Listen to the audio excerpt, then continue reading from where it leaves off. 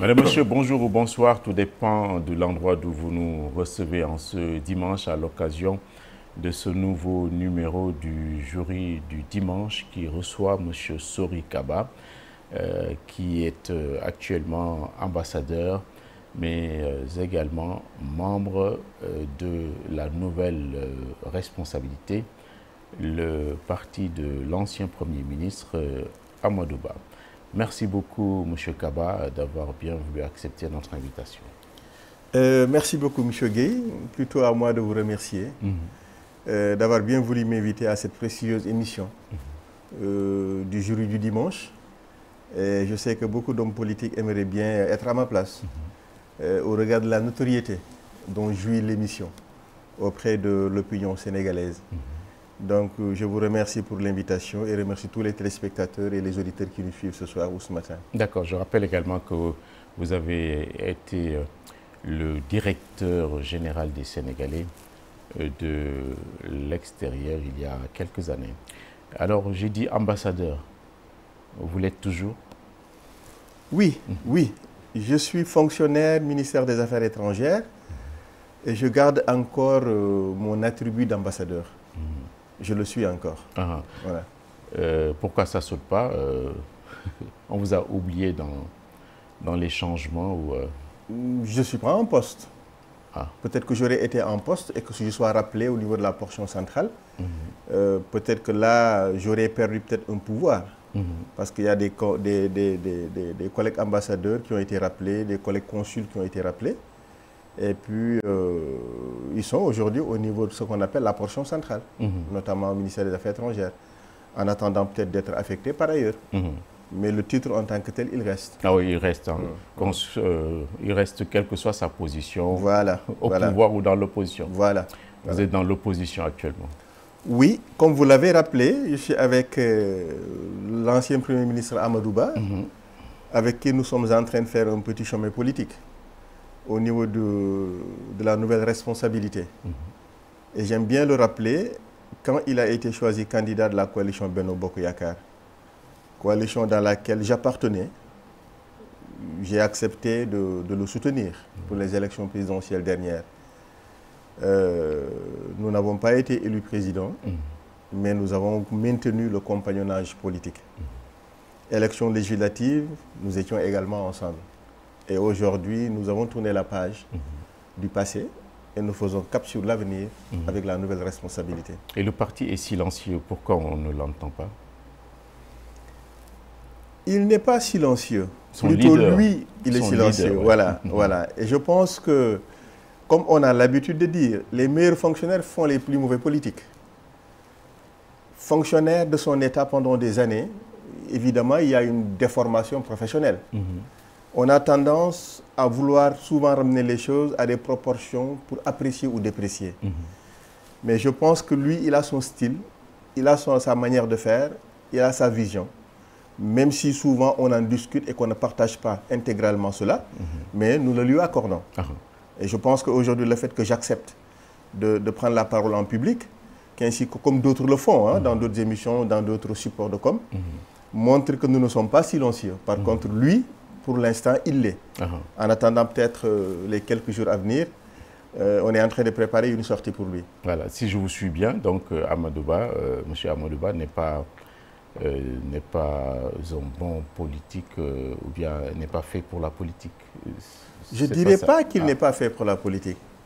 Parce que la politique serait plutôt pour moi l'incarnation humaine d'un idéal. Détenir le pouvoir, de pouvoir transformer les choses et de les changer. Pour ça, c'est d'abord des prédispositions évidemment naturelles, mais également de la volonté. Et dès lors qu'il a de la volonté, après avoir servi plus de 40 ans son État, sa nation, dans des stations différentes, aujourd'hui, il a choisi de faire la politique dans l'opposition. Et je pense que c'est normal que nous puissions lui accorder le temps de cette petite mutation, n'est-ce pas? En disant tout à l'heure que les plus bons fonctionnaires font les mauvais politiques, c'est surtout par rapport à ce comportement qu'on a d'habitude, qu'on reconnaît aux fonctionnaires. L'instruction est donnée, vous la mettez en œuvre. Vous attendez l'instruction avant de bouger. Ça, c'est une déformation. Maintenant, si on amène ces tares-là en politique, où ça va trop vite, la machine marche d'une manière, d'une vitesse de croisière extraordinaire, souvent on a tendance à vouloir comparer deux choses différentes. D'accord. C'est juste à ce niveau-là que j'ai voulu attirer l'attention. Sinon, son silence peut s'expliquer par le fait qu'il ne veuille pas gêner ceux qui sont en place. Ce n'est pas le cas. Gêner, je ne le pense pas, parce qu'il n'est pas avec eux. Mais peut-être leur donner le temps d'agir et de pouvoir apprécier leur action sur le terrain. Ça fait peut-être 1 an. Je pense que c'est largement suffisant pour apprécier. Peut-être que nous allons y revenir tout à l'heure. Et pourquoi je dis tout à l'heure que bientôt, il fera une sortie pour un tout petit peu donner sa vision de ce qui se passe dans son pays. Et il l'avait déjà fait. On s'en souvient à la veille des élections législatives. Une conférence de presse a été organisée à la maison du Parti socialiste en tant que leader de la coalition Jàmm ak Njariñ. Et ce jour-là, il avait fait un tableau plus ou moins alarmant de la situation du pays et la difficulté à venir, ou les difficultés à venir, si on ne change pas d'orientation et de cap. Mais aujourd'hui, l'histoire lui donne raison. D'accord, très bien. Et pourquoi il se présente en fait, on le voit rarement à l'Assemblée nationale alors qu'il est député, alors que c'est lui qui était allé demander les suffrages des Sénégalais. Pourquoi il ne va pas à l'Assemblée nationale? Alors, je pense que les débats de plénière qui sont visibles dans les supports de communication n'est pas uniquement la présence à l'Assemblée. Il y a les travaux de commission. Il y a autre chose qui peut marquer sa présence au niveau de l'Assemblée nationale. Mais moi, je suis de ceux qui pensent que la présence d'un ministre ou d'un premier ministre ne doit pas être un motif pour lui d'être présent. Surtout qu'il est dans la liste des non-inscrits. On n'a pas pu avoir, comme vous l'avez dit, suffisamment de suffrages de la part des Sénégalais pour pouvoir disposer d'un groupe parlementaire qui serait une très bonne tribune pour lui. Mais aujourd'hui, le non-inscrit, il dispose, à l'occasion des débats parlementaires en plénière et autres, que de 2 minutes à peu près. Un homme politique de sa trempe, avec tout ce qu'il a à dire, tout ce qu'il doit dire, on te cantonne sur 2 minutes parce que la loi est difficile, mais il faut l'appliquer. Ça, ce n'est pas ce qu'il nous faut. D'accord. Est-ce que son absence là, à l'hémicycle, ne peut pas être interprétée comme de la condescendance? Il a été un Premier ministre au perché, il est maintenant député. Il ne trouve pas essentiel de se présenter tous les jours. Est-ce qu'on ne peut pas avoir cette lecture? Je ne le pense pas. Feu Djiboka avait l'habitude de nous dire que s'il avait le pouvoir de changer les choses dans notre pays, avant d'être membre du Conseil des ministres, il faut d'abord être député. Parce qu'il pense que la fonction de député est tellement importante et formatrice que tout homme politique qui aspire à être un jour ministre doit d'abord passer à l'Assemblée. Là, pour le cas du président Amadou, c'est le contraire. Après tout son parcours pour être Premier ministre, là, il revient pour être député. Il l'a accepté tout naturellement, en toute connaissance de cause. Ça veut dire quoi? Ça veut dire qu'aujourd'hui, la fonction de député, avec la présence d'un Amadou Ba, avec tout ce qu'il a pu occuper comme fonction, la fonction devient plus précieuse que jamais. D'accord. À la limite. Ouais. Donc aujourd'hui, je pense que la situation de non-inscrit n'est pas très conforme à l'ambition que nous avions pour lui, mais nous sommes en train de faire avec. Est-ce qu'on peut le juger comme étant un bon leader? Parce que à la dernière élection présidentielle, il ne s'est pas imposé tout seul. Il a été choisi. Alors qu'un leader, je crois qu'on ne le choisit pas. Il se fait tout seul. Est-ce qu'il est un vrai leader? Il a une très grande capacité d'écoute. Il est hyper patient et tolérant. Il est endurant. Et tout au contraire, il s'est imposé pour être choisi.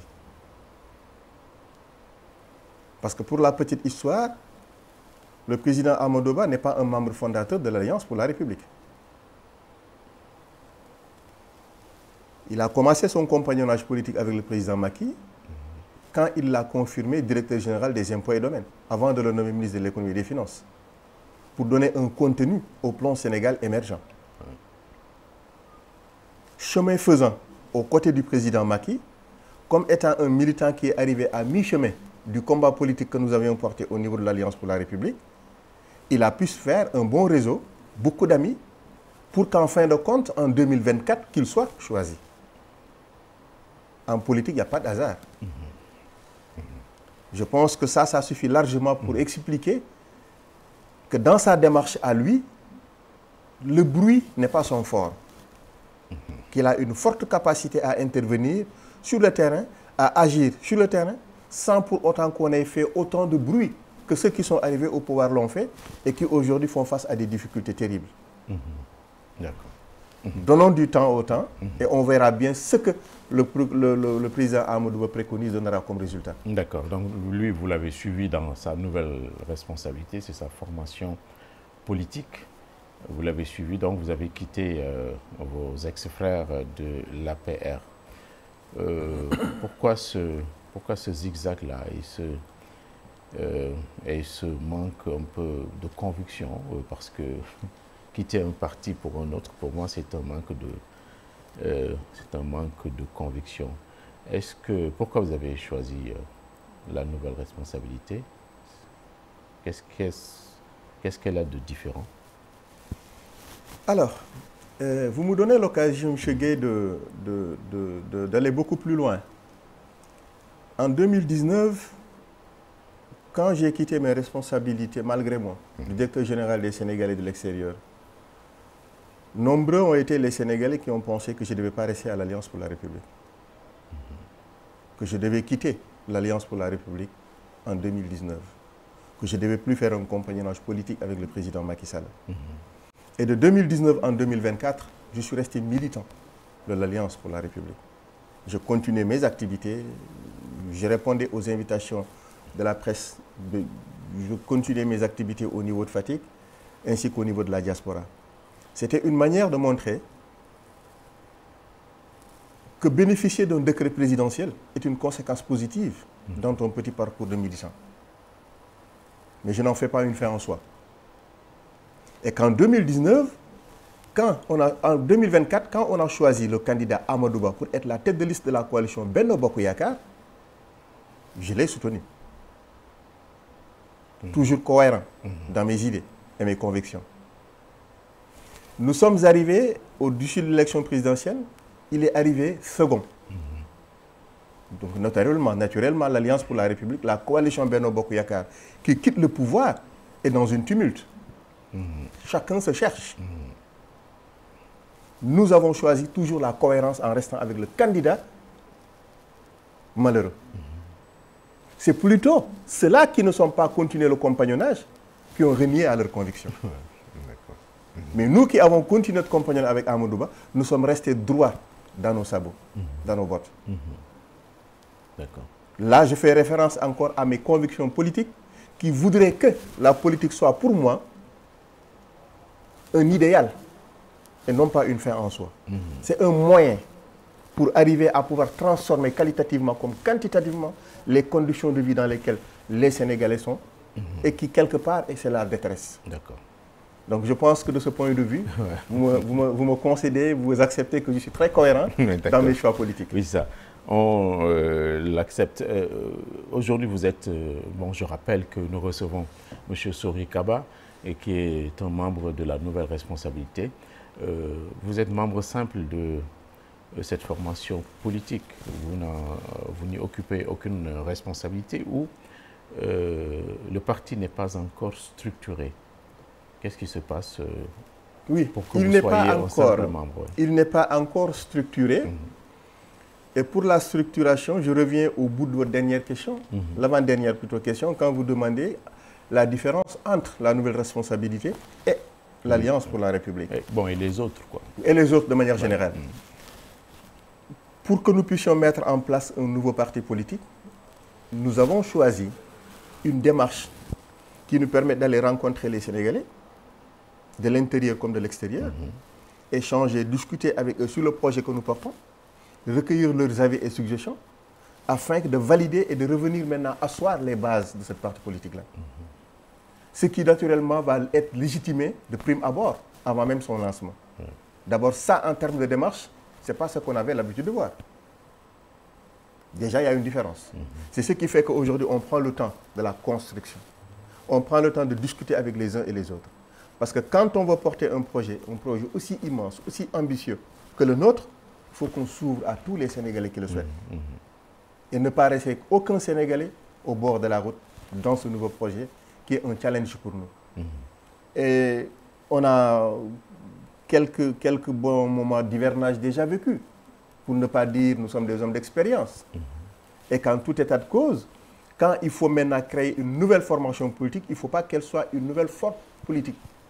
Mais il faudrait que dans la démarche, dans le contenu, comme dans la manière de voir et de faire la politique, que ça soit très différent de ce qu'on avait l'habitude de voir. C'est ça aujourd'hui qui fait que nous ne sommes pas encore structurés, mais ça ne va pas tarder. Mais donc, toujours pas structuré, cela voudrait dire également qu'il y a une sorte de lenteur dans vos rangs. Pourquoi autant de lenteur? Je ne l'appelle pas lenteur, mais plutôt le temps de l'action. Comme je vous l'ai dit, quand il faut faire le tour du Sénégal, dans les 14 régions, quand il faut aller rencontrer les responsables et les militants, les citoyens de la diaspora, ça c'est du temps pour le faire. Il nous faut trouver notre agenda, notre bon tempo, et ne pas se soumettre aux aléas politiques sénégalais. Nous voulons mettre à la marge de cette considération-là et aller beaucoup plus lentement, mais sûrement dans ce que nous aurons à faire. Aujourd'hui, on a déjà un comité de pilotage qui se réunit, qui discute, qui échange, qui essaie plus ou moins de voir quel est le programme que nous allons mettre en œuvre d'ici la fin du Ramadan. Autant de choses que nous faisons, mais avec les responsables déjà qui ont accepté de faire un chemin politique avec le président Amadou Ba. D'accord. Vous auriez pu également être député pour la nouvelle responsabilité, mais vous n'étiez pas sur les listes, semble-t-il. Ou c'est le poste de député qui ne vous intéresse pas? Parce que vous avez de la notoriété, vous auriez pu apporter quelque chose, une valeur ajoutée ou des choses de ce genre à l'Assemblée nationale. Ou c'est la députation qui ne vous intéresse pas? Pour dire vrai, oui.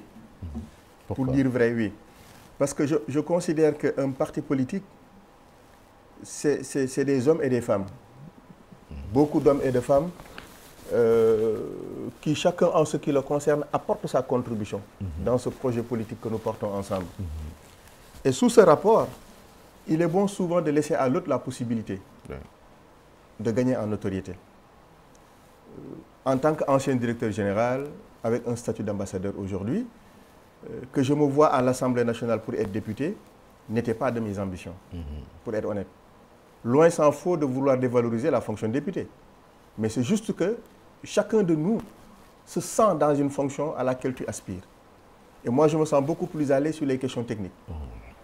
Et de ce point de vue, la fonction de député, quelqu'un d'autre beaucoup plus éloquent que moi, beaucoup plus présent que moi, pourrait occuper cette tâche de député. Et du coup, c'est un choix. D'accord. C'est un choix. Vous êtes plus intéressé par les questions techniques, vous l'avez dit.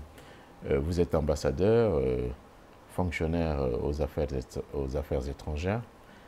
Est-ce qu'aujourd'hui, on vous confie des dossiers là-bas? Je souhaite qu'il me confie des dossiers. Malheureusement, ce n'est pas encore le cas. Si on voit la question des migrations, par exemple, on n'en a pas fait un enjeu de notre diplomatie. Et c'est une exigence de nos temps modernes. Si aujourd'hui, on veut régler la question des migrations, pour que ces nombreux jeunes qui sont en train de perdre leur vie, soit dans le champ du désert ou bien dans les océans, il faudrait que la diplomatie se recentre. Et ça, c'est le fait de l'homme. C'est pourquoi je dis que les considérations techniques sont importantes. Vivement que nous puissions discuter fondamentalement de ces questions-là, indépendamment des considérations politiques, parce que comme on a l'habitude de dire, la diplomatie est un domaine réservé du chef de l'État. Comme du reste, la question de la sécurité.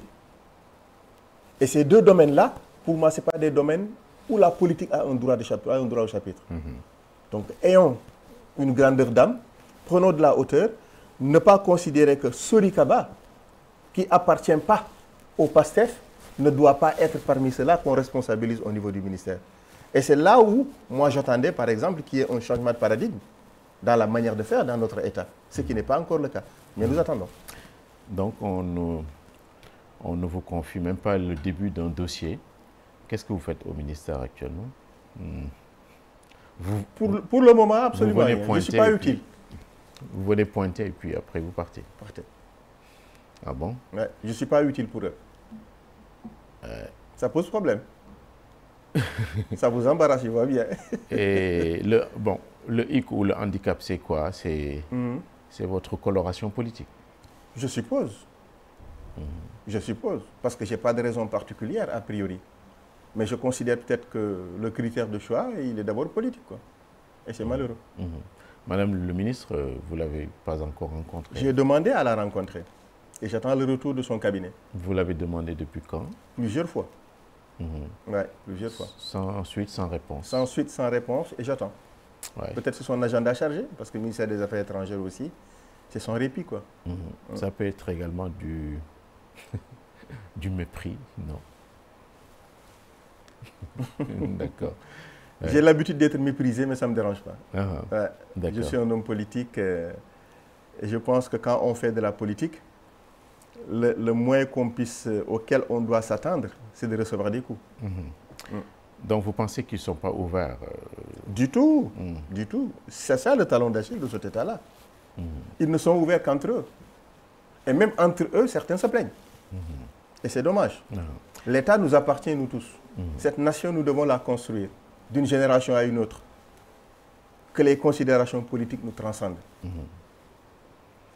Et qu'est-ce que vous pensez du travail de Madame le ministre, Madame Yacine Fall? Je préfère ne pas donner mon point de vue. Mais il y a mieux à faire.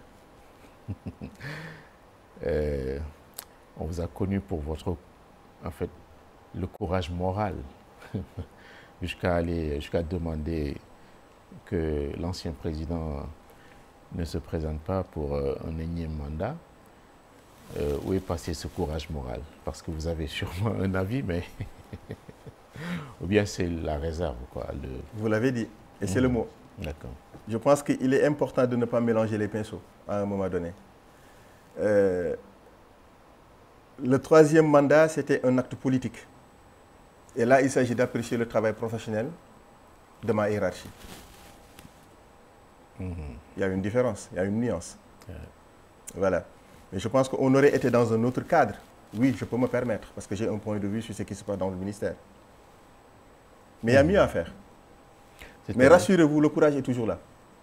Il y a mieux à faire, c'est-à-dire? C'est-à-dire qu'en termes d'ouverture, en termes de décloisonnement, en termes de responsabilisation, mais en termes aussi d'approche, il y a mieux à faire. D'accord. Donc vous n'allez... Je donne un exemple simple. J'ai été directeur général des Sénégalais à l'extérieur. Cette direction n'existe plus. Elle est devenue direction des Sénégalais de l'extérieur. Le général, qui a tout son sens, a disparu. Ça veut dire quoi?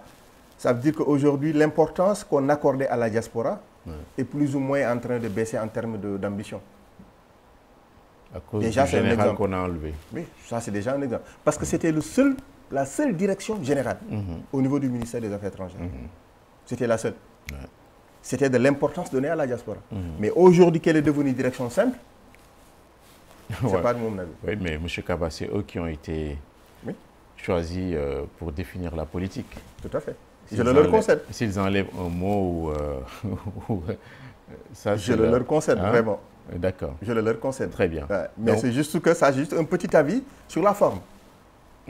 Et par rapport aux destinataires de cette politique et de cette direction, qui se trouve être la diaspora. Parce que la direction générale, c'est un niveau opérationnel de mise en œuvre, des orientations et des décisions. Mais quand vous mettez une direction technique, ça change l'orientation. D'accord. Voilà. Pour en finir, est-ce que Madame le ministre est en train de rehausser l'image du Sénégal dans son ministère régalien? Mieux à faire. Mieux à faire. Très bien. Mieux à faire. Très bien. Vous avez quitté l'APR. Comment dire? L'APR, il n'y a pas une possibilité que vous y retourniez, parce que la fois passée, on a eu dire ou entendu que l'ancien président, qui est le président d'honneur, je pense, de l'APR, a reconstruit un peu ou a reconfiguré le secrétariat exécutif. Ça vous laisse... Vraiment. Ouais. Vraiment. Ça ne vous intéresse pas? Je ne pense pas retourner à l'APR, non. Parce que depuis le 9 septembre 2024, que nous avons décidé de rompre carrément avec l'Alliance pour la République et de lancer la nouvelle responsabilité officiellement. Et quels étaient vos rapports avec l'ancien président? Ah non, des rapports excellents. C'est un grand frère pour moi. Parce que pour la petite histoire, le président Macky Sall m'a ramené de Paris pour venir l'accompagner dans son projet politique au Sénégal. Parce qu'à un moment donné, j'avais pris quelques années sabbatiques pour aller faire mon 3e cycle en France. J'étais avec Djiboka, Feu Djiboka, qui était avec le président Wade au gouvernement. Ouais. Quand je suis rentré en 2010, que j'ai démissionné officiellement de l'Alliance de l'URD, et pour faire un compagnonnage politique avec le président Macky. À sa demande, bien évidemment. Comme pour dire, j'ai quitté un parti au pouvoir pour rejoindre l'opposition. Et ça, il faut le faire. Parce que, comme je le dis, l'URD était avec le président Wade au pouvoir, au gouvernement. Feu Djibo était ministre d'État. Ouais. J'ai fait ma lettre de démission et j'ai rejoint Macky Sall dans l'opposition en 2010. Et nous nous sommes battus pour arriver au pouvoir en 2012. Alors, donc, juste pour dire que c'est un grand frère pour moi. Parce que son jeune frère Aliou, on a fait le lycée ensemble. On faisait nos actes politiques ensemble. Il était de l'alliance de AJ, moi j'étais du Parti socialiste. Mais on était tout le temps ensemble. Donc on se connaissait trop bien. Lui, il a toujours été notre grand frère à nous. Quoi de plus normal qu'un grand frère qui fait appel à un jeune frère pour l'épauler, l'accompagner dans un projet politique que vous l'acceptiez. Mais chemin faisant, je me suis rendu compte effectivement qu'à un moment donné, il y a toujours un arrêt. Il y a une fin. Et aujourd'hui, il y a une fin dans le compagnonnage politique avec le président Macky Sall. Et c'est de nouvelles pages que j'ouvre par ailleurs. Et sur le plan humain, il n'y a plus de contact. Aucun problème, franchement. Il n'y a plus de contact. Non, il n'y a pas de contact quand même. Il n'y a pas de contact. Et vous êtes de la même région, du même De terroir? la même ville. Ouais.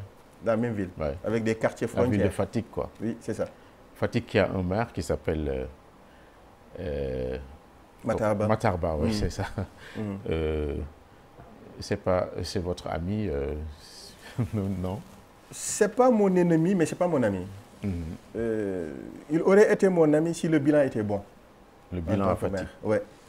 Mais je pense qu'aujourd'hui, pour autant le président Macky est comptable de la situation de Fatick, lui également il est comptable en tant que premier magistrat de la ville. Et je pense que de ce point de vue que nous avons beaucoup de divergences et qui en fin de compte est appréhendé comme de l'animosité ou comme de l'adversité gratuite, alors que ce n'est pas ça. Je l'ai dit tout à l'heure, mon idéal politique, c'est de disposer du pouvoir à pouvoir transformer le vécu des Sénégalais. À commencer d'abord par ma ville. Et en choisissant la ville de Fatick, qui est beaucoup plus importante pour moi que mon compagnonnage politique avec le président Macky Sall, beaucoup plus importante que mon compagnonnage avec le président Amadou Ba, parce que Fatick, je la porte en moi. Je l'ai en bandoulière. Tout ce que je veux pour Fatick, tout ce que je veux pour mon pays, je le veux d'abord pour Fatick. D'abord. Et de ce point de vue, je ne fais pas de distinguo. Je suis très clair dans ma vision et ma conviction quant à ce qu'il faut faire à Fatick pour son rayonnement. On n'a pas pu bénéficier carrément de la présidence de Macky Sall. C'est ça. Et le maire actuel ne fait pas grand-chose de ça. Il ne fait pas du tout le poids. C'est dommage. Il ne fait pas le poids. Franchement pas. Ouais. Et je pense qu'il est le maire le moins mieux élu du Sénégal. Lors des dernières élections présidentielles. Parce que nous avions une liste parallèle contre lui. Et nous sommes arrivés second avec plus de 27%. Lui, il a été élu avec 37%. 37% dans la ville du président. D'accord. Ouais. C'est ça. Le maire le moins mieux élu. Ouais. Très bien. Tout à l'heure, on parlait de députation. Il y a des députés à qui on enlève l'immunité. Qu'est-ce que vous pensez de l'immunité parlementaire? C'est devenu tellement banal que je suis inquiet.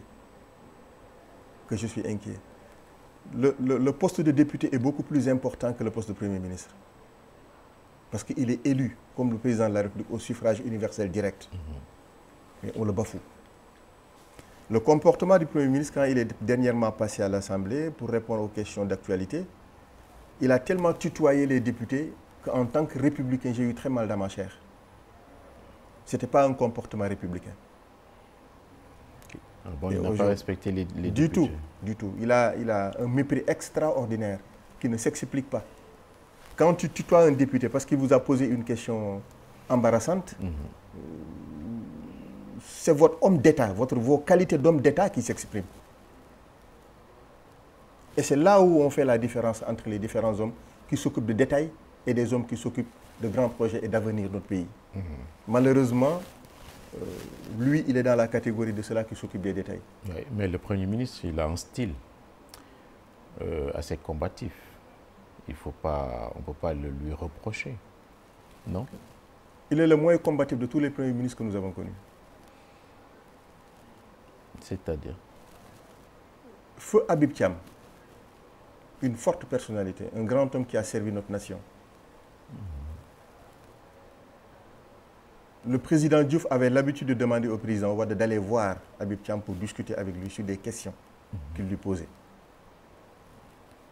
Parce qu'il avait un caractère qui permettait à Habib Thiam de pouvoir régler les choses à temps réel, sans pour autant qu'on ne distingue en lui aucun mépris. C'est de la personnalité.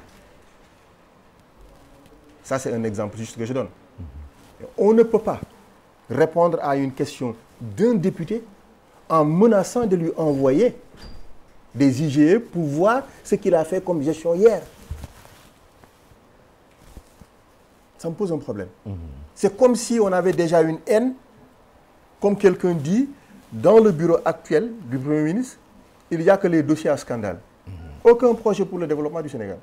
Que les dossiers à scandale, les hommes politiques à arrêter, ceux qui ne doivent pas quitter le territoire national. C'est à la limite ça, son dédain quotidien. Et ça, je ne pense pas que ce soit une bonne chose pour notre nation. Ce n'est pas pour cette raison qu'ils ont été élus. Le moins combatif de tous les premiers ministres qui sont passés, il y en a beaucoup. C'est pas excessif comme commentaire. Non, du tout. C'est par rapport un peu au style que vous avez un peu décrit, quoi. Je pense que ce style-là, on n'en a pas besoin dans une station comme la primature, où on doit faire un rôle de coordination, où on doit faire un rôle d'information, où on doit essayer de joindre les deux bouts. Il faut qu'on essaie de voir le député plus ou moins dans ses attributs. Ce que la loi lui donne. Il est venu pour répondre à des questions orales. On lui a posé une question, pourquoi s'énerver? C'est un bon Premier ministre ou pas? Est-ce que vous le sentez actuellement? Franchement pas. Je ne suis pas du tout rassuré de ces premières années à la tête de la primature. Comme je l'ai dit tout à l'heure, on a comme l'impression que son agenda, c'est autour des dossiers fonciers. C'est les scandales financiers que le pays a connus. Est-ce qu'il faut arrêter Hassan? Non, je pense que c'est d'abord Souri. Il n'y a pas encore un fort signal qui provient des autorités. Lui, comme président de la République, qui voudrait nous donner au moins un cap en termes de transformation structurelle économique de notre pays. Et c'est ça qu'on attend. En arrêtant, par exemple, d'autorité les chantiers de construction dans notre pays, a fait reculer le secteur de la construction de 12,5%, par exemple. Ça, il faut régler ça, séance tenante. C'est beaucoup plus important que les dossiers à scandale financier, qu'il faut confier au ministère de la Justice. Et lui, Premier ministre, s'occuper d'autres choses. Mais si c'est lui-même qui met la main à la pâte, où sont les tâches qui sont dévolues au ministre? Le travail de coordination n'est plus là. Ça pose problème. D'accord. Il centralise beaucoup. Il centralise beaucoup. Et ensuite, l'affaissement de l'institution présidentielle, qui est la clé de voûte de nos institutions, est effarant. On la constate. Là, on voit bien ça. D'accord. Donc, vous ne trouvez rien de positif. S'il y avait un militant ou un sympathisant, par exemple, du PASTEF à ma place, il aurait pu rétorquer que mais l'opposant qui était hier au pouvoir, il ne peut jamais dire du bien de celui qui a fait que leur pouvoir n'est plus là. Je ne sais pas si vous... Je comprends très bien. D'accord. Je comprends. D'accord. Est-ce que ce n'est pas une sorte de rancune ou Aucunement. Attaque personnelle? Aucunement. C'est pourquoi l'attitude du président Amadou Ba doit se comprendre. Parce qu'il attend des actions pour ne pas juger les hommes. Nous sommes sur les actions. Posées ou pas posées. Les hommes n'ont qu'à faire ce qu'ils veulent. La preuve, je ne me suis jamais prononcé, jamais, quand il était dans l'opposition, dans le dossier Sud Beauté. J'ai toujours considéré ce dossier comme un dossier privé. Ça ne me concerne pas. C'est deux Sénégalais qui sont concernés, qui sont un dossier pendant devant la justice. Ils n'ont qu'à le gérer par eux-mêmes. Mon avis, je le garde pour moi. par exemple. D'accord. Je ne me suis jamais prononcé là-dessus. Donc les questions de personnes, franchement, moi, je les transcende. Mais par contre, il est très facile de juger quand on n'a aucune responsabilité. Nous en avions dans le passé. Au moment où eux, dans l'opposition, n'en avaient pas du tout. Aujourd'hui, ils ont les responsabilités. Ils font face à la réalité vraie du pouvoir. On attend des actions, mais on ne les voit pas. Et c'est là où c'est difficile. Donc nous sommes dans l'obligation d'attirer l'attention, de tirer sur la sonnette d'alarme. D'accord, très bien. Il y a d'anciens ministres, en particulier M. Mansour Faye, qui est en même temps maire de Saint-Louis, à qui on refuse de voyager, de quitter le territoire. C'est une sorte d'assignation à résidence. Est-ce que vous avez suivi ça et ça vous a choqué, ou bien vous dites que quand on perd le pouvoir, c'est normal qu'on vous écrase? Je suis choqué, en même temps, je suis inquiet pour mon pays. Parce que je considère que si on reproche déjà quelque chose à Mansour Faye, et que la justice l'ordonne de ne pas quitter le territoire national, je n'aurai mot à dire. C'est la procédure normale. On récupère ton passeport, on t'assigne à résidence, tu n'as pas le droit de quitter. Ce n'est pas le cas. Qu'est-ce qu'on lui reproche? Ce n'est pas une décision de justice. C'est une décision de l'autorité administrative. C'est un abus de pouvoir. Et c'est pourquoi je suis inquiet pour mon pays. Pourquoi Hassan ne doit pas sortir, aller s'occuper de ses occupations, de régler ses problèmes à l'étranger quand il le souhaite? Dès lors qu'il n'a aucune maille à partir avec la justice. Quand il y avait une liste d'anciens dignitaires de l'ancien régime, dont disposaient les éléments de la police des frontières, moi, avant de voyager, je me suis permis de vérifier si j'étais sur la liste. Parce que personne ne comprenait, en fin de compte. Personne ne comprenait. Vous allez à l'aéroport, on vous dit non, mais malheureusement, vous êtes interdit de quitter le territoire national. Pourquoi? Parce que l'autorité en a ainsi décidé. C'est un abus. Est-ce qu'on peut qualifier ça de retour des listes rouges? Les gens commettent... Mais carrément, carrément, carrément. Et même pire. Et même pire. Parce que dès lors que la justice n'a pas encore dit son mot, sa sentence, la présomption d'innocence fait que tu es un citoyen libre comme tout le monde. On n'a pas le droit d'en enfreindre. Et vous voyagez comme vous l'entendez? Jusqu'ici, je rends grâce à Dieu. Vous n'êtes pas épinglé. Je ne suis pas inquiété. Vous n'êtes pas épinglé par aucun dossier. Peut-être c'est dû au fait que j'ai déjà traversé le désert de 2019 à 2024. Et les soi-disant dossiers commencent en 2019 précisément. Et moi, j'ai quitté en 2019. D'accord. Voilà. La traversée du désert continue, non? Jusqu'ici, oui. Comment vous ne confiez pas de dossier? Je la fais dans l'opposition. Et c'est encore plus dur. D'accord, très bien. C'est ça. Je rappelle que nous recevons M. Sori Kaba, qui est un membre de la nouvelle responsabilité. Dans quelques jours, on va en être à l'an 1 de l'élection triomphale, il faut le dire comme ça, du PASTEF, le 24 mars 2024. Alors, compte tenu, au vu de tout ce que vous avez dit auparavant, est-ce qu'il n'est pas inutile de vous demander comment va le pays? Selon vous, comment va le pays actuellement? Très mal. Malheureusement, notre pays ne va pas trop bien. Malheureusement. Et je pense qu'il faut qu'il se ressaisisse avant qu'il soit trop tard. Je ne vais pas vous couper. Le pays ne va pas bien. Vous dites, mais vous n'avez pas vu la stabilité là? La paix intérieure, il n'y a pas d'émeute, il n'y a pas d'insurrection. Ça, c'est un élément de bilan. Jusqu'en 2029, il n'y aura pas d'émeute. Inch'Allah. Parce que nous avons... Ouais, 2029, les élections présidentielles à venir. Il n'y aura pas d'émeute dans ce pays-là. Je peux le jurer. Parce que nous avons une opposition responsable d'anciens hommes d'État. Ils ne vont jamais brûler les bus, ils ne vont jamais appeler à l'insurrection, ils ne vont jamais appeler au mortel combat. Non, l'opposition n'a pas encore d'incarnation principale. On va y arriver. C'est ça. On va y arriver. Ouais. Donc c'est un vœu pieux que je fais pour son organisation. Mais on va arriver à la stabilité de l'opposition qui fera face au pouvoir. Donc je disais que le pays ne va pas trop bien, même s'il est stable. Mais cette stabilité-là, nous ne leur devons pas. Parce que si c'était que, le pays ne serait pas stable. Et comme vous l'avez dit tout à l'heure, le style du Premier ministre est un style va-t-en-guerre. On l'aurait suivi dans sa logique, on va perturber le pays. C'est pourquoi, dès lors que c'est un jeu sur un terrain bien normé, où on considère que l'opposition doit jouer son rôle et que le pouvoir doit également faire le sien, les choses se stabilisent. Cela va de soi. Nous n'appellerons pas au mortel combat, nous n'appellerons pas à l'insurrection, nous n'appellerons à absolument rien, si ce n'est le respect des engagements pris. Et un homme politique, qui se veut être un homme politique, je ne dis pas un politicien, doit respecter ses engagements et sa parole. D'accord. Est-ce qu'ils sont en train de respecter le... Malheureusement, le reniement, il est énorme, il est immense.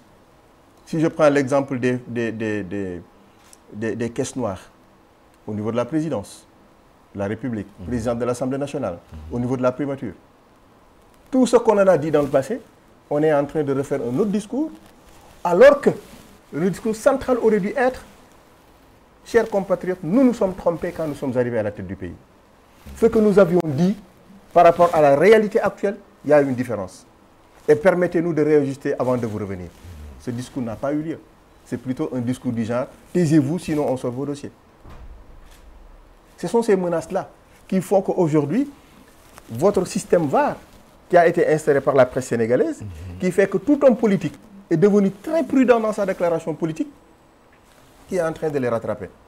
Et il n'arrive pas à s'en déconnecter, à s'en démettre. Parce que tout simplement, le discours qu'il aurait pu tenir, ce discours destructif, qui aurait été un discours de rupture par rapport à leur vécu dans l'opposition, n'a pas eu lieu. D'accord. Ouais. C'est pourquoi on ne sortira pas si tôt de l'auberge. D'accord. Mais vous avez oublié de mentionner l'état des lieux qu'ils ont fait avec la Cour des comptes, les finances publiques. Et l'état des lieux s'est avéré être un lieu de sinistre, occasionné par ceux qui étaient là, qui ont mis le pays financièrement, économiquement, sens dessus, dessous. Pourquoi vous ne mentionnez pas ça? J'espère bien que les accusations de 2 rapports existants seront bientôt clarifiées. Qu'il y a un rapport véritablement de la Cour des comptes donné au chef de l'État et un autre rapport préparé par les soins des autorités en place, mis à la disposition du public. J'espère bien que ça va se clarifier bientôt. Parce que si c'est le cas, c'est ça le vrai scandale. C'est ça l'abus de confiance. C'est ça sur lequel nous devons nous tous appeler rapidement un référendum pour décider du sort de ce pays-là. Donc vous nous dites qu'il y a des rapports qui circulent différents. Oui, il y a un supposé rapport mis à la disposition du chef d'État, signé par le premier président de la Cour des comptes et le greffier qui était en charge du secrétariat, remis en bonne et due forme au chef de l'État, à sa demande. Parce que c'est lui qui avait fait un rapport de la situation du pays, qu'il a envoyé à la Cour des comptes, qui avait 3 mois pour le lui retourner. Et il lui a été retourné. Mais il paraîtrait qu'un autre rapport qui transformait les chiffres a été mis à la disposition du public. Et je n'ai pas encore entendu aucun démenti du côté du pouvoir. Un rapport faux ou falsifié? Faux, falsifié. Qui donnait cette situation de catastrophe, de cynisme, comme vous dites, de la situation financière du pays. Un rapport qui est différent de celui que le président a reçu. Et ils n'ont pas encore démenti. Contrairement à ce que j'ai entendu le porte-parole du gouvernement dire, au lieu de nous dire exactement si c'est vrai ou c'est pas vrai, il reconnaît. Ouais. Et vous aussi, vous utilisez le conditionnel. Évidemment. J'utilise le conditionnel pour être sûr de ce que je dis, parce que je n'aime pas que les gens m'accusent par ailleurs d'avoir dit des choses qui ne sont pas du tout vraies. J'en suis pas dans le secret des dieux, mais j'ai lu un rapport qui est différent des rapports qui circulent. Et il y a différents chiffres à l'intérieur de ces différents rapports-là. Et quel serait le but ou l'intérêt? La manipulation. La manipulation. Parce que c'est le Premier ministre d'abord, dans un excès de communication, qui avait dit, à l'occasion d'une de ses sorties, que oui, les chiffres qui ont été présentés par l'ancien régime sont des chiffres faux. Ils sont falsifiés. La dette, elle est insupportable. Elle avait même parlé de 80% du PIB. Le niveau d'inflation, même chose. Il avait dit qu'il dépassait largement le pourcentage annoncé, n'est-ce pas? Il a avancé beaucoup de chiffres à l'occasion d'une conférence de presse qui s'est tenue bien avant la situation de référence qu'il devait faire et remettre à la Cour des comptes. Maintenant, quand la Cour des comptes a reçu le rapport, qu'il a mis au contact de la réalité du pouvoir, il les a retournés le rapport. Mais ce vrai rapport, vous et moi ne l'avons pas encore vu. Le rapport que nous avons vu, c'est un rapport non signé du premier président de la Cour des comptes, mais avec des chiffres effarants qui mettent le pays, comme vous l'avez dit, sens dessus, sens dessus. Et c'est là où c'est grave. D'accord. C'est pourquoi je suis inquiet pour mon pays. D'accord. Est-ce que vous parlez souvent de Monsieur le Premier ministre? Est-ce que... moi, j'avais dit en opposant, il faut peut-être arrêter un moment de parler du Premier ministre et de parler du Sénégal et des Sénégalais. Mais ils ne l'ont pas fait. Vous aussi, vous ne le faites pas. Vous parlez beaucoup du Premier ministre. Est-ce une obsession ou est-ce qu'il vous traumatise? Je ne sais pas. Est-ce qu'il est possible que vous cessiez un jour de parler de lui ou bien ce n'est pas envisageable? Quand ils vont commencer à payer les bourses sociales, conformément aux engagements de l'État, au nom du principe de la continuité, nous nous intéresserons à cette action. Quand ils vont commencer à développer l'agriculture, contrairement au budget voté, où le montant prévu pour l'agriculture est très en deçà des ambitions qu'ils portent, nous pourrons également porter un avis là-dessus. Quand ils vont payer les bourses des étudiants, qui depuis plus de 8 mois, il a fallu qu'ils soient en grève pour que l'État se bouge, nous pourrons peut-être nous prononcer sur ces questions-là. Mais malheureusement, ça n'existe pas. L'homme politique qui ne pose pas d'action, l'homme politique qui a un agenda judiciaire, Assane ne doit pas circuler, Sori doit se taire, non, il personnalise le débat. C'est d'abord lui. Omnipotent, pensant même que le président de la République est inexistant dans le contexte qui nous caractérise. Quoi de plus normal que de parler de lui? Parce qu'il pense que tout ce qu'il dit ou ne dit pas n'est pas bon. Il organise des lives, il organise des conférences de presse, il annonce la couleur. Qu'à cela ne tienne. Je pense qu'aujourd'hui, ce qu'il faut que nous fassions, c'est que le gouvernement soit à la plénitude de ses pouvoirs et que le gouvernement agisse en conséquence, ce qui n'est pas encore le cas. C'est le Premier ministre qui intervient, qui dit, qui fait. Sans lui, aucun ministre n'existe pas. D'ailleurs, il centralise tout le budget et que tous les dossiers de passation de marché, c'est son avis d'abord, avant quoi que ce soit. Les nominations aux différents postes de responsabilité, au sein des ministères, les ministres n'ont pas les coudées franches pour le faire. C'est ça qui caractérise aujourd'hui notre pays, Assane. Ouais. Que vous le sachiez ou que vous ne le sachiez pas, c'est ça qui caractérise aujourd'hui notre pays. Ouais. Et nous savons actuellement que ça marche. Notre pays marche la tête et les pieds en haut. D'accord. Malheureusement. Mais est-ce que vous n'oubliez pas, il y a une chose que vous n'appréhendez pas peut-être. Le Premier ministre que nous avons, parce que les anciens Premiers ministres ont parlé d'eux comme étant des fusibles. Mais celui-là, je ne pense pas qu'il soit un fusible. Il est plutôt un bouclier. Il protège le président contre les opposants virulents, peut-être comme vous. Est-ce que cette analyse-là, vous l'avez faite? Ce Premier ministre, il est, entre guillemets, combatif ou il est omniprésent parce que c'est le bouclier de quelqu'un. Mais vous oubliez une chose, ouais. La loi.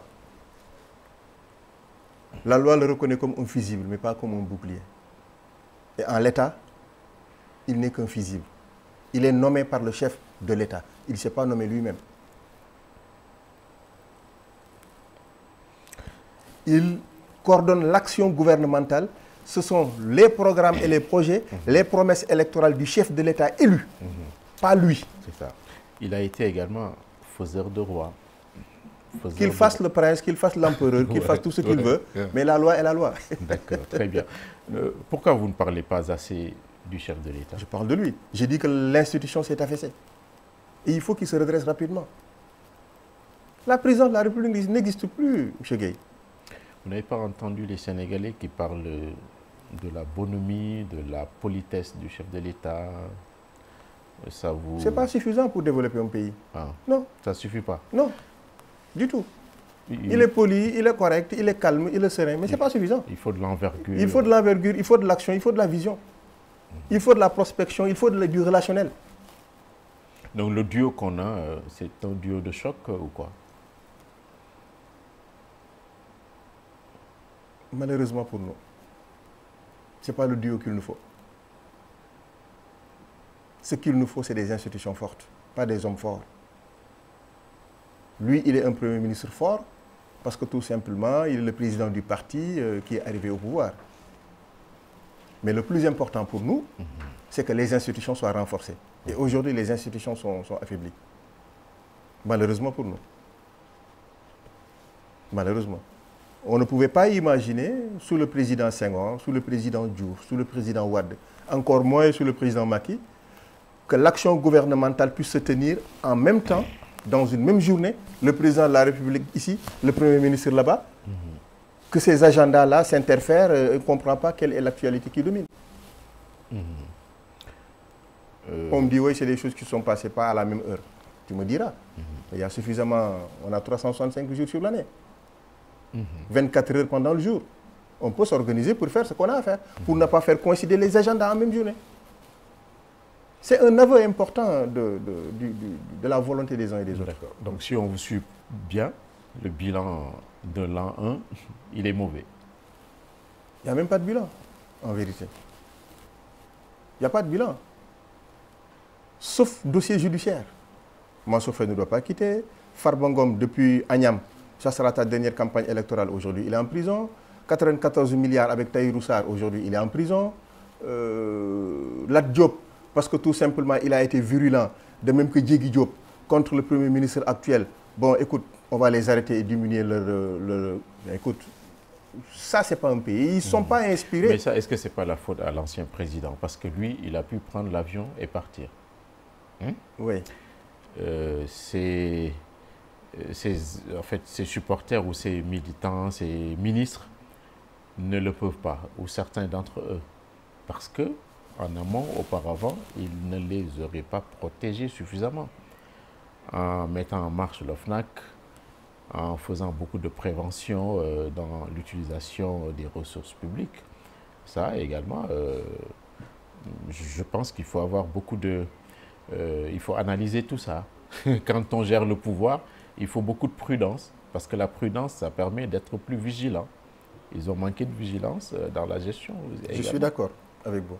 Ah bon? Je partage cette analyse. Je pense que le président Macky n'est pas un homme parfait, comme nous tous d'ailleurs. Il a fait beaucoup d'erreurs. Par contre, ne pas protéger ses collaborateurs, ce n'était pas à lui de le faire, c'était à eux de se protéger eux-mêmes. Parce qu'il y a des gens qui ont occupé de hautes responsabilités à qui on ne reproche rien du tout. Donc c'était à eux de se protéger eux-mêmes. Il avait créé la CREI contre l'ancien régime PDS, l'OFNAC, pour lui et ses collaborateurs. Ils sont rattrapés par le passé, aussi simple que bonjour. Maintenant, il faudrait que le pouvoir actuel s'inspire d'un état de fait. Le président Wade avait perdu beaucoup de temps dans la reddition des comptes. Le président Macky a perdu beaucoup de temps dans la reddition des comptes. Eux, ils doivent qu'ils s'inspirent de ces deux pratiques-là pour changer de stratégie. Parce que sinon, ils vont perdre beaucoup plus de temps sur la reddition des comptes. Et la demande, elle est pressante, elle est urgente. Et ils ont moins de marge, moins de possibilités que les autres. Parce qu'au moins, le président Wade était ouvert au reste du monde. Le président Macky, même chose. Mais eux, ils sont recroquevillés sur eux-mêmes au nom de la souveraineté nationale. D'accord. Ça pose problème. Très bien. Nous arrivons au terme. Très court, hein? Oui, c'est 52 minutes. Je pensais assez suffisant parce que vous avez brocardé un peu, vous avez dit ce que vous voulez de l'an 1. Donc, membre de la nouvelle responsabilité, j'ai lu un article où la nouvelle responsabilité a été qualifié de fuite de responsabilité parce que leur leader est invisible et ne parle pas. Il est un peu sévère avec vous. Cet article-là, vous ne l'avez pas lu, mais fuite de responsabilité, une nouvelle responsabilité, c'est quoi le plus précis? Il faut qu'on arrête de vouloir juger les gens sur ce qu'ils veulent que vous fassiez et non pas ce qu'il a envie de faire. Malheureusement, au Sénégal, la politique... Il n'y a pas de possibilité de rapprochement entre vous et le pouvoir. Amadou Ba est le chef de l'opposition. Le statut de chef de l'opposition fait de fait qu'il doit discuter avec le pouvoir. Mais rapprochement pour être ministre ou directeur ou des strapontin, non, je ne pense pas. D'accord. Je ne pense pas. Maintenant, chef de l'opposition qui doit discuter des grands enjeux pour faire avancer, pour progresser notre pays, faire progresser notre pays, oui, pourquoi pas. Ça, on n'exclut pas. Mais pour négocier des postes, non. Franchement pas. Vous qui avez du courage moral, vous lui dites certaines vérités? Il n'y pense même pas, pour dire la vérité. Non, je dis à Amadou Ba. Ah oui, bien sûr, mais évidemment. Ça, ce n'est même pas une question de courage, mais c'est une question de loyauté. C'est une question de loyauté. Vous ne lui dites pas, par exemple, d'être plus combatif ou bien c'est pas... Mais on dit même plus que ça. Ah, d'accord. Même plus que ça. Même sur la question, par exemple, de la présence à l'Assemblée nationale, on en a vraiment profondément discuté. Oui. C'est des prises de position, non? Oui, mais bien évidemment. Et il sera présent à l'Assemblée nationale. Ça, il n'y a pas de doute. On en a pour 5 ans, là. Les gens, ils vont trop vite en besogne. Mais on en a pour 5 ans. D'accord, très bien. Mais merci beaucoup, M. Kaba. Je vous en prie. C'était un réel plaisir de vous recevoir parce que la profondeur de l'analyse et la liberté de ton, mais également la mesure. Merci infiniment. Merci beaucoup. Merci pour l'invitation. Merci beaucoup également à Abdoulaye Ndiaye, à Pape Doudou pour le photojournalisme. Merci à tous nos auditeurs et téléspectateurs. On vous souhaite de passer un excellent dimanche.